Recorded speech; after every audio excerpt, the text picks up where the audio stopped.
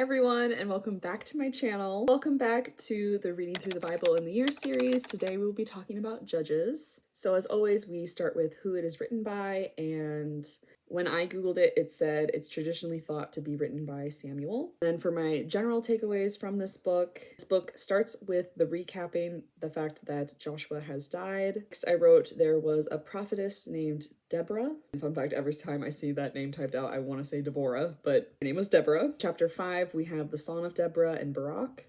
Sorry, I don't know how to pronounce the name. Chapter 7, we have the story of Gideon's 300 men, which were chosen based on who lapped water with their tongues and who did not. Next, I wrote we have a couple chapters just devoted to Gideon's life, followed by a couple chapters devoted to Samson's life. And finally, it ends with the tribe of Benjamin being cut off from the other tribes of Israel. So yeah, those are my general takeaways from the book of Judges. For my didn't know / didn't realize section, I do have 3 takeaways for this one. For the first one, I wrote that I've heard the story of Jephthah's vow to give God whatever walked out of his door first as an offering to the Lord. What I did not realize about this story was the daughter in that story asked to be given 2 months that she may mourn and weep for her virginity.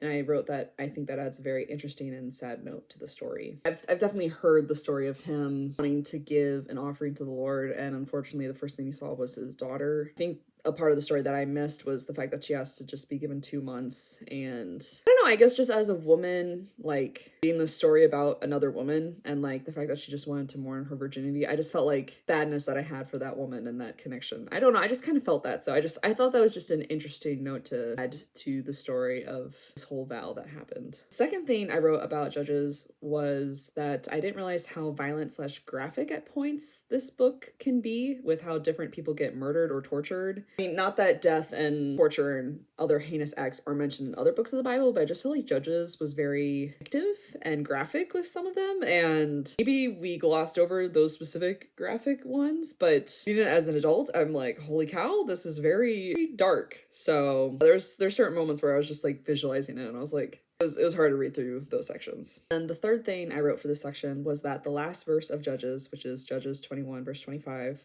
talks about how there was no king in Israel at that time and everyone did what was right in their own eyes. I wrote that I've just never heard of a verse quite like this that puts it so plainly. When the people do not follow God's commands, they just did whatever they felt was right. And again, this happens throughout the Old Testament many, many times. We've already read about it already. Anytime the people fall away from God's commands and they do whatever they just feel is right. I think just the way that it's worded in that verse, I was just like, we really have no idea of who we're following or what we're doing life for. We really just kind of follow our own rule books and just do as we please, and it's just stated very plainly. So, and finally, for my favorite verse, I picked one from Judges 6 verses 23 through 24, which reads, "But the Lord said to him, 'Peace be to you, do not fear, you shall not die.'